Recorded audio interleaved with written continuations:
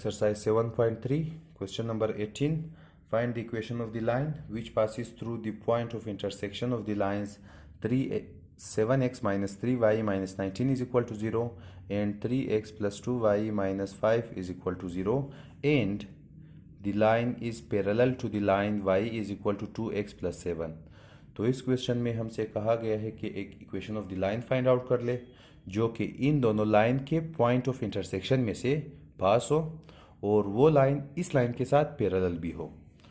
तो इधर अगर हमारे पास दो लाइन के पॉइंट ऑफ इंटरसेक्शन में से जो लाइन पास होगा, अगर उसका इक्वेशन फाइंड आउट करना है तो उसको हम इस फार्मूले से करेंगे कि लाइन 1 प्लस के times line 2 is equal to 0। और जब हम इस इक्वेशन को फाइंड आउट करेंगे फिर इस इक्वेशन में से हम slope of the line find out करेंगे और उसको इस इक्वेशन ऑफ द लाइन के साथ दोनों के स्लोप को कंपेयर करेंगे। और कंपेयर कैसे करेंगे उसको फिर हम बाद में देखेंगे। और इधर हमारे पास ये लाइन 1 ये लाइन 2, आप यू फर्ज कर ले कि ये दो लाइन हैं और इनके पॉइंट ऑफ इंटरसेक्शन में से जो भी लाइन पास होंगे उसको हम इस इक्वेशन से लिख सकते हैं। और इधर के की वैल्यू 0 नहीं होना चाहिए। तो सोल्यूशन हम ये लिख सकते हैं कि the equation of the line through the point of intersection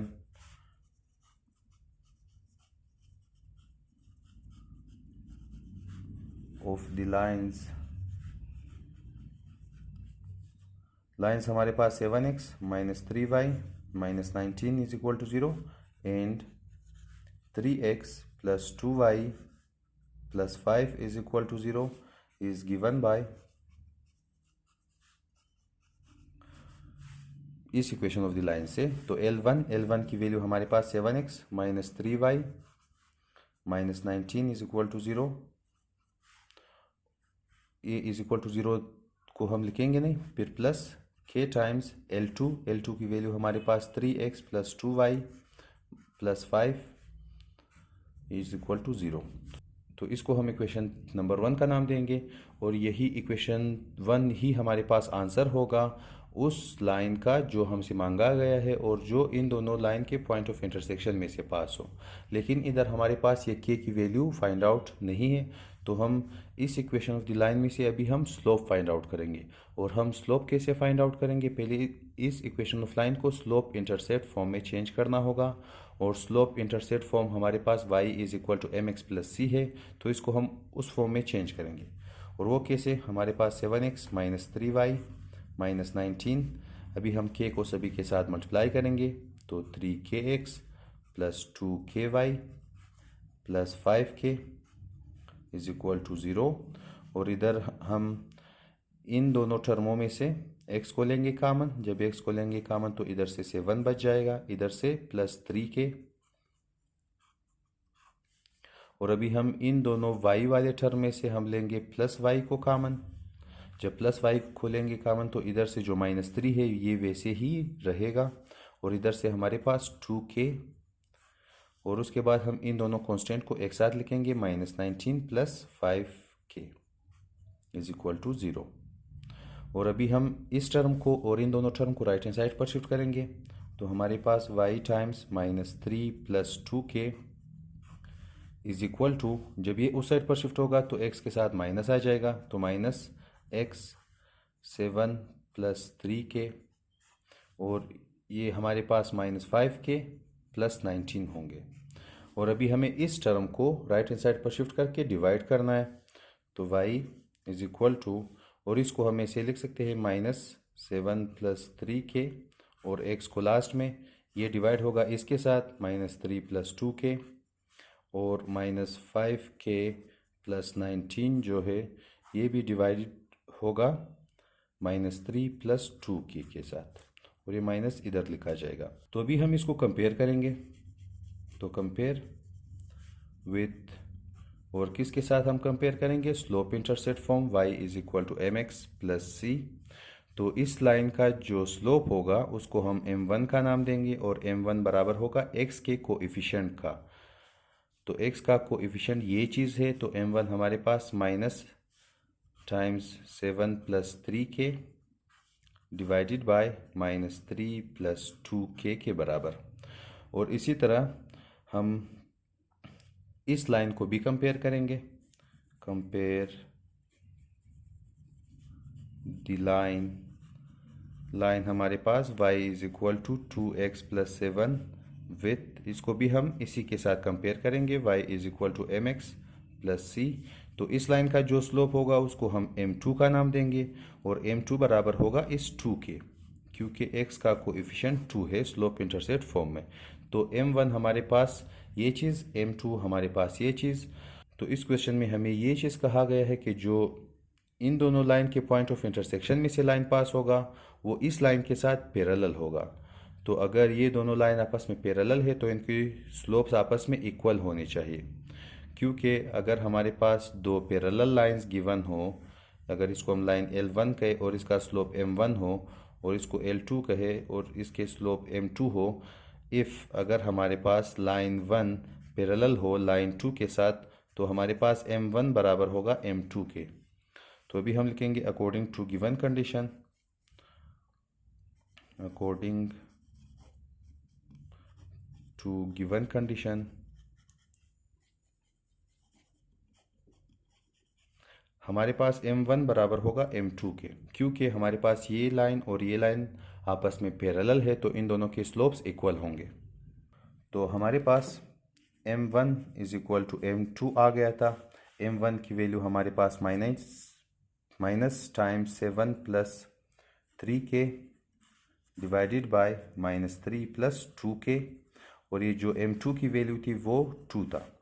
तो हम अभी इसको राइट हैंड साइड पर शिफ्ट करके मल्टीप्लाई में चेंज करेंगे और इस माइनस को दोनों के साथ मल्टीप्लाई करेंगे। तो -7 - 3k is equal to 2 times -3 plus 2k। यहाँ पर -7 - 3k इज इक्वल टू 2 3 = -6 और 2 2 = 4k। और अभी हम 7 को राइट हैंड साइड पर, 4k को लेफ्ट हैंड साइड पर, तो -3k -4k, जब 4k लेफ्ट हैंड साइड पर आकर उसका साइन चेंज होगा और 7 राइट हैंड साइड पर जाके प्लस में चेंज होगा और ये 7 - 6। तो इन दोनों का answer -7k is equal to +1 आ जाएगा। और अभी हम 7 को राइट हैंड साइड पर शिफ्ट करके डिवाइड करेंगे तो 1 डिवाइडेड बाय -7, या इसको k इज इक्वल टू -1/7 हम लिख सकते हैं। तो ये चीज़ हमारे पास k की वैल्यू है। अभी इसको हम पुट करेंगे इक्वेशन नंबर 1 में। Put k is equal to -1/7 in equation number 1। और इक्वेशन नंबर 1 हमारे पास उसी रिक्वायर्ड लाइन का इक्वेशन था जो कि इन दोनों लाइन के पॉइंट ऑफ इंटरसेक्शन में से पास हो रहा हो। तो हमारे पास 7x -3y -19, और इधर हमारे पास प्लस k की वैल्यू -1/7, और उसके बाद दूसरा लाइन जो कि 3x + 2y + 5 is equal to 0 है। और अभी हमें इस 7 को नीचे से ख़त्म करना है, तो हम क्या काम करेंगे, सभी को 7 से मल्टीप्लाई करेंगे। तो हम लिखेंगे मल्टीप्लाई बोथ साइड बाय 7। हमारे पास 7 मल्टीप्लाई होगा इस 7x -3y -19 के साथ, और इधर हमारे पास प्लस इंटू माइनस होगा माइनस, और 7 मल्टीप्लाई होगा इसके साथ भी, और ये ब्रैकेट वैसे ही 3x + 2y + 5 is equal to 0। और ये 0 को भी हम 7 से मल्टीप्लाई कर सकते हैं, लेकिन वो फिर भी 0 ही आ जाएगा। 7 × 7 होगा 49x, 7 × 3 -21y, 7 × 19, इसको हम कैलकुलेटर से करेंगे। 7 मल्टीप्लाई बाई 19 आ जाएगा 133, तो -133। और हमारे पास इधर 7 और 7 होगा कैंसिल, तो हमें इस -1 को सभी के साथ मल्टीप्लाई करना है। तो हमारे पास -3y, फिर -2y, फिर -5 इज इक्वल टू 0, और 49x, यहाँ पर हमारे पास ये 3x है, और 49x -3x हमारे पास 46x आ जाएगा। इधर -21y, फिर -2y, ये होगा -23y, और इधर -133 -5 -138 इज इक्वल टू 0।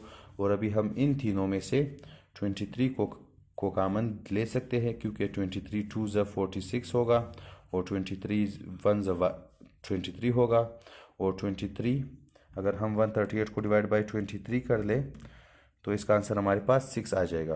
तो 23 6 ज़ा 138 is equal to 0। 23 right hand side पर शिफ्ट होकर डिवाइड होगा और डिवाइड होने के बाद हमारे पास फिर से 0 ही आ जाएगा। तो 2x minus y minus 6 is equal to 0। ये चीज़ वही इक्वेशन ऑफ द लाइन है जो हमसे इस क्वेश्चन में मांगा गया था। तो इस क्वेश्चन नंबर 18 में हमारे पास एक equation of the line find out करना था जो इन दोनों लाइन के पॉइंट ऑफ इंटरसेक्शन में से पास हो और इस लाइन के साथ पैरेलल भी हो। तो जो लाइन इन दो लाइन के पॉइंट ऑफ इंटरसेक्शन में से पास होगा उसको हम इस फार्मूले के थ्रू लिखेंगे जो कि हमने इधर इक्वेशन 1 में लिखा है। और इस इक्वेशन 1 का हमने स्लोप फाइंड आउट किया है और इस दूसरे लाइन का भी हमने स्लोप फाइंड आउट किया है और इन दोनों के स्लोप को हमने इक्वल लिखा है क्योंकि ये दोनों लाइन आपस में पैरेलल है अकॉर्डिंग टू द क्वेश्चन। उसके बाद हमने m1 को m2 के बराबर इक्वेट करके k की वैल्यू को फाइंड आउट की, फिर उसको इक्वेशन 1 में पुट करके required equation of the line को फाइंड आउट किया। अगर आप चैनल पर नए हैं चैनल को सब्सक्राइब करें, वीडियो को लाइक करें और शेयर करें।